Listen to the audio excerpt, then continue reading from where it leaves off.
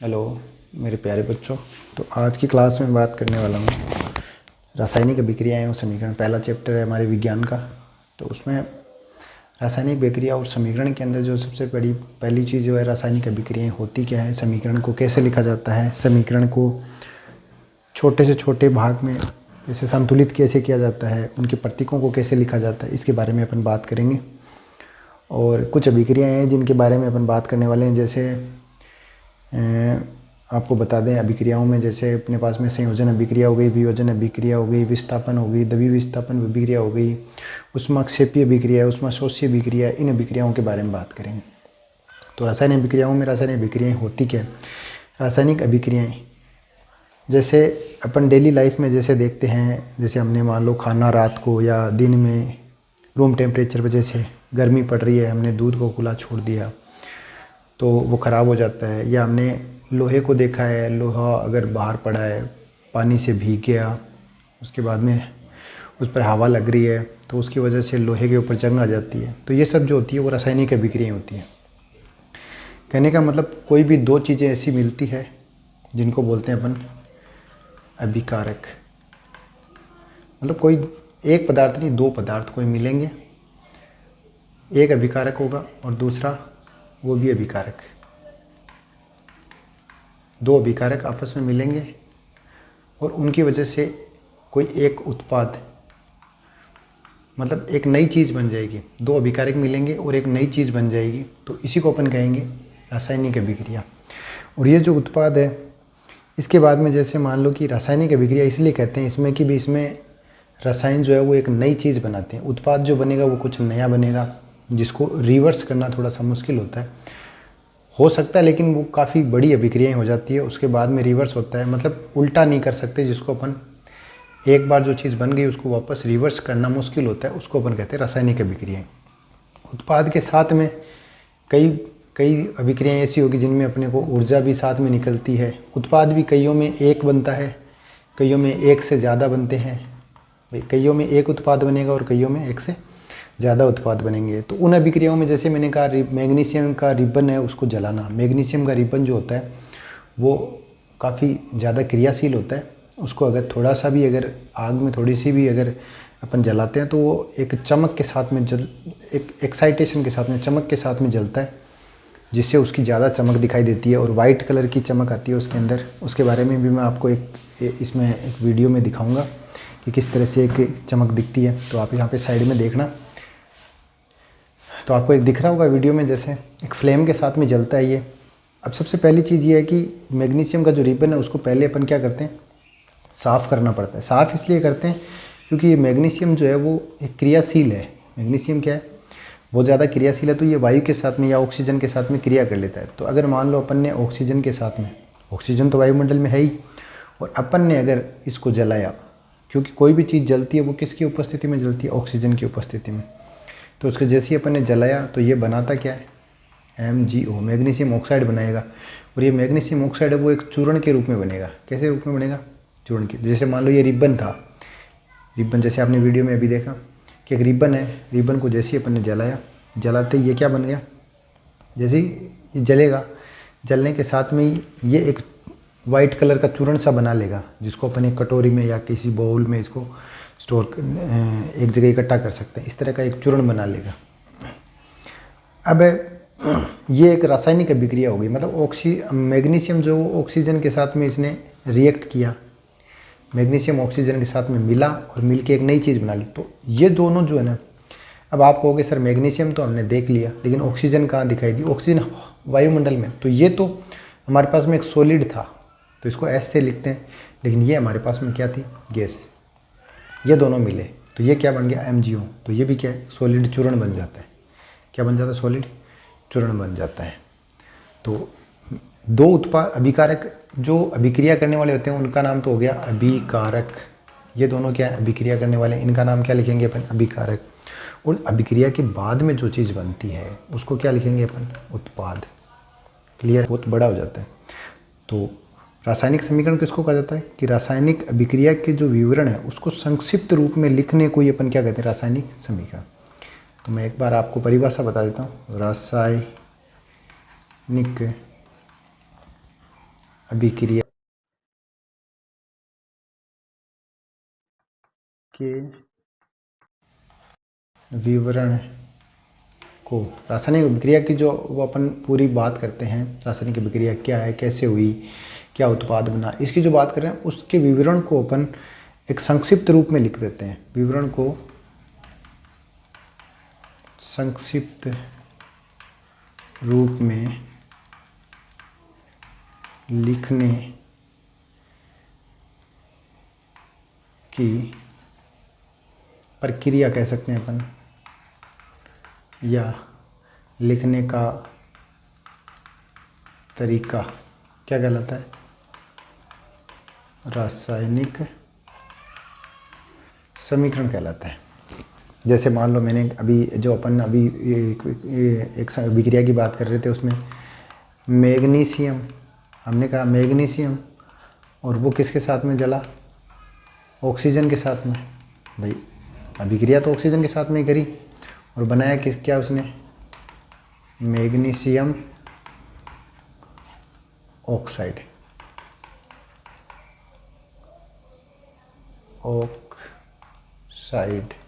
Magnesium oxide.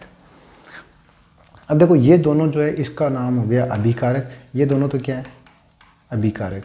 जो अभिक्रिया करने वाले होते हैं उनको बोलते हैं अभिकारक। जो अभिक्रिया करने के जो बाद बनता है उसको क्या कहा जाता है, उत्पाद। ये उत्पाद बना है, सही है।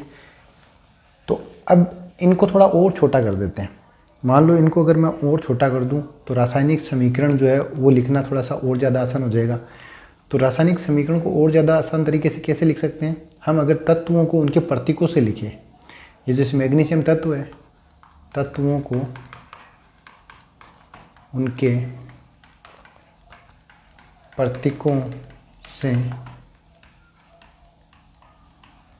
लिखने को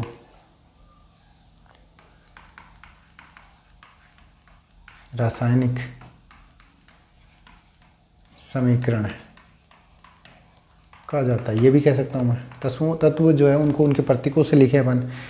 तो जैसे मान लो कि मैग्नीशियम के लिए लिखा अपन ने, क्या लिखा, मैग्नीशियम प्लस ऑक्साइड, ऑक्सीजन के लिए O2, और ये तीर का निशान क्या बता रहा है, अभिक्रिया होने को बता रहा है कि इन दोनों के बीच में अभिक्रिया हुई है। होने के बाद में जो बना है वो बना है MgO, इस तरह से। तो ये तो क्या हो गया, उत्पाद। ये क्या हो गया, अभिकारक। तो आपको ये भी याद रखना कि रासायनिक समीकरण किसे कहते हैं, रासायनिक समीकरण लिखना किसे कहते हैं, और रासायनिक समीकरण के बाद में आती है कि संतुलित रासायनिक समीकरण कौन से होते हैं और असंतुलित कौन से होते हैं। संतुलित करना भी अपने क्यों जरूरी है, अब इसके बारे में बात करते हैं, संतुलित कैसे किया जाता है। अब संतुलित रासायनिक समीकरण, देखो संतुलित रासायनिक समीकरण का मतलब ये है कि कोई भी दो पदार्थ आपस में अभिक्रिया करते हैं। तो देखो अपन ने पिछली कक्षाओं में एक चीज़ पढ़ी है कि द्रव्यमान को न तो उत्पन्न कर सकते हैं और न ही नष्ट कर सकते हैं। कहने का मतलब द्रव्यमान ना तो उत्पन्न होता है न ही नष्ट होता है। तो जो अभिक्रिया करने से पहले द्रव्यमान था वही अभिक्रिया करने के बाद में द्रव्यमान रहेगा। कहने का मतलब अभिकारकों का द्रव्यमान बराबर किसका द्रव्यमान, उत्पादों का द्रव्यमान। जो उत्पाद बने, चाहे उत्पाद एक उत्पाद बने, दो बने, जितने भी हो, अभिकारकों का द्रव्यमान किसके बराबर होगा, उत्पादन के बराबर। जैसे मैंने कहा Zn प्लस H2SO4, मैंने ऐसे लिखा। तो देखो ये दोनों क्या है, अभिकारक है। जिंक जो है वह सल्फ्यूरिक एसिड के साथ में H2SO4 को बोलते हैं सल्फ्यूरिक अम्ल। इन दोनों के आपस में जब अभिक्रिया होती है तो अपने पास में यहाँ क्या बनता है, एक तो बनता है ZnSO4 प्लस में हाइड्रोजन गैस निकलती है, ये हाइड्रोजन गैस है। तो यहाँ पर देखो Zn, जिंक कितने यहाँ पर, एक, इस तरफ भी कितना होना चाहिए, जिंक एक, हाइड्रोजन कितने, दो, तो यहाँ भी हाइड्रोजन कितने होने चाहिए, दो। सल्फर कितना है यहाँ पर, एक, तो यहाँ पे सल्फर कितना होना चाहिए, एक। ऑक्सीजन के कितने परमाणु हैं, चार, तो यहाँ पे ऑक्सीजन के कितने परमाणु होने चाहिए, चार। कहने का मतलब सभी तत्वों के परमाणुओं की संख्या, तत्वों के परमाणुओं की संख्या अभिक्रिया में दोनों ओर बराबर होने को ही संतुलित रासायनिक समीकरण कहते हैं। तो देखो इनको लिखना है आपको, अगर लिखो नहीं तो इनके स्क्रीनशॉट ले लेना।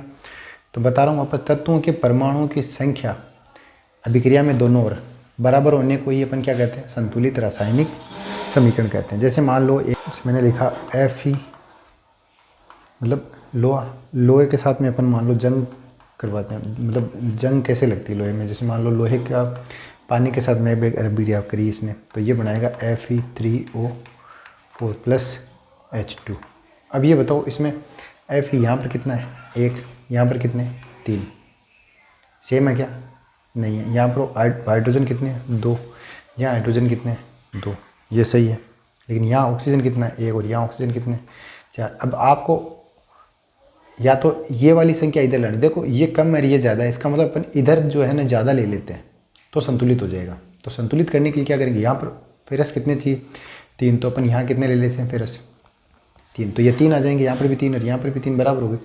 अब मेरे को पता है कि ऑक्सीजन मुझे 4 चाहिए, लेकिन यहाँ पर तो 1 ही है, तो यहाँ पर क्या करूँ मैं, 4 से आगे मल्टीप्लाई कर देता हूँ। इससे क्या होगा, 4 ऑक्सीजन आ गए यहाँ पर। अब लेकिन हाइड्रोजन बढ़ गए, 4 × 2 कितने हो गए, 8, मतलब हाइड्रोजन कितने हो गए अब, 8। अब हाइड्रोजन यहाँ पर भी कितने होने चाहिए, 8 होने चाहिए। तो यहाँ पर तो 2 ही है, तो 8 होने के लिए यहाँ पर भी कितने लिख दूँ, 4, 4H2। अब ये समीकरण संतुलित हो गया। कहने का मतलब अब संतुलित समीकरण लिखोगे तो कैसे लिखोगे, 3Fe प्लस 4H2O, तो ऐसे लिखोगे तो ये समीकरण संतुलित होगा, Fe3O4 प्लस 4H2। अब ये संतुलित है समीकरण। पहले क्या था, संतुलित नहीं था, अब क्या है, संतुलित है समीकरण। पहले संतुलित नहीं था, अब क्या है, ये संतुलित है।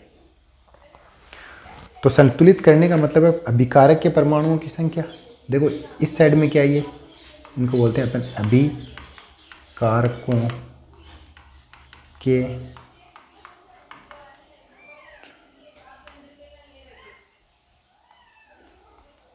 यहाँ पर कहाँ जा रहा है, के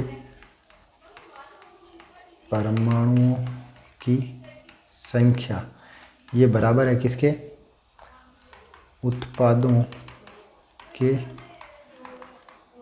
परमाणुओं की संख्या।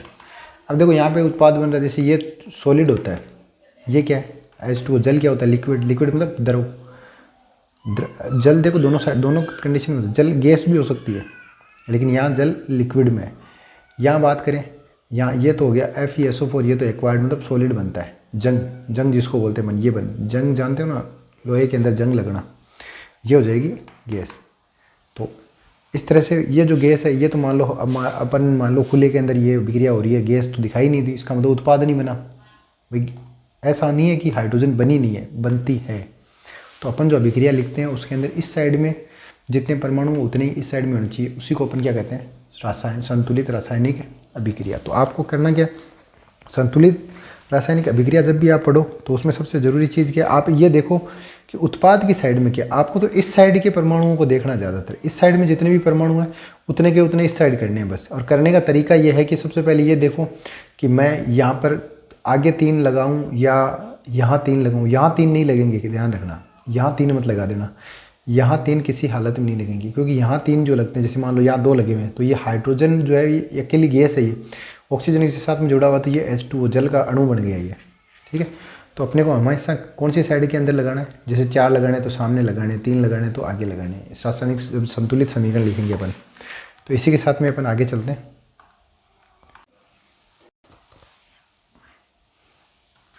तो 2 और अभिक्रियाएँ हैं जिनके बारे में अपन बात करते हैं। जैसे मान लो मैंने कार्बन मोनोऑक्साइड ली, ये CO का मतलब होता है कार्बन मोनोऑक्साइड, G का मतलब गैस है, ध्यान रखना भाई। मैंने G इसलिए लिया, ये कार्बन मोनोऑक्साइड जो है वो क्या है, गैस है। फिर मैंने लिखा 2H2 मतलब 340 ATM का मतलब हो गया 340 एटमॉस्फेरिक प्रेशर है, ये होता है दाब।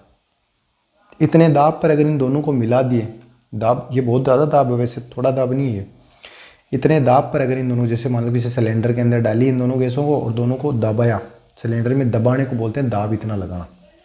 ये दाब लगाने का मतलब सिलेंडर में दबाना। जैसे इनको दबाया तो ये दोनों आपस में मिली और मिलकर क्या बना लिया इन्होंने, CH3OH। अब इसका नाम आप बताओगे भाई, क्योंकि इसके बारे में मैंने आपको बताया हुआ है CH3OH ये क्या चीज़ है। तो ये लिक्विड है, लिक्विड का मतलब ये तरल पदार्थ के रूप में बनी हुई है। तो CH3OH CH3, ध्यान रखो कार्बन एक ही आ रहा है CH3 के अंदर, तो इसका नाम आपको पता है तो मेथेन, और OH जुड़ता है एल्कोहल के लिए तो मेथेनॉल, इसका नाम क्या है मेथेनॉल। तो इसके बाद में चलते हैं अपन, मैंने कहा अगर कार्बन डाइऑक्साइड जो ये एक्वस है, एक्वस का मतलब होता है जैसे जल की तरह, ये जल का अणु होता है वैसे जल की तरह ही है। अगर 6 कार्बन डाइऑक्साइड के अणु जो है, परमाणु नहीं अणु, ये अणु है, परमाणु तो ये अकेला है, ये अकेला है तो परमाणु होते हैं, ये मिलकर अणु बनाते हैं। कार्बन डाइऑक्साइड के 6 अणु मिल जाते हैं। अगर 12 जल के अणु, ये जल के अणु है 12 लिक्विड फॉर्म में, ये दोनों आपस में मिलते हैं, तो ये मिलेंगे कहाँ पर, ये किसी पेड़ में मिलेंगे। पेड़ का मतलब पेड़ की पत्तियों में, और पत्तियों में क्या होता है क्लोरोफिल।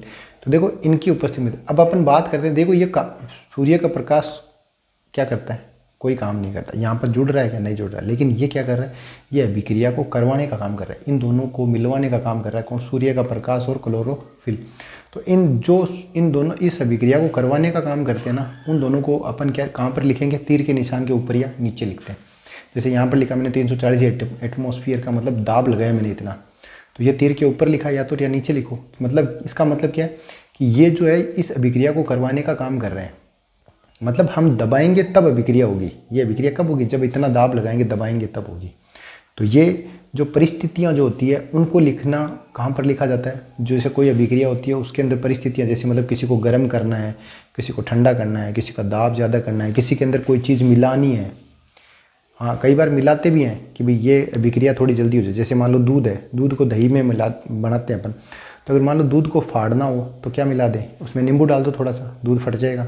तो दूध के अंदर नींबू डालने का, नींबू क्या काम कर रहा है, नींबू यहाँ पर अगर मान देखें अपन तो नींबू जो है वो उत्प्रेरक का काम कर रहा है, मतलब उस क्रिया को जल्दी कर रहा है, उसको हाथों हाथ ही एक चीज़ से दूसरी चीज़ में बदलवाने का काम कर रहा है।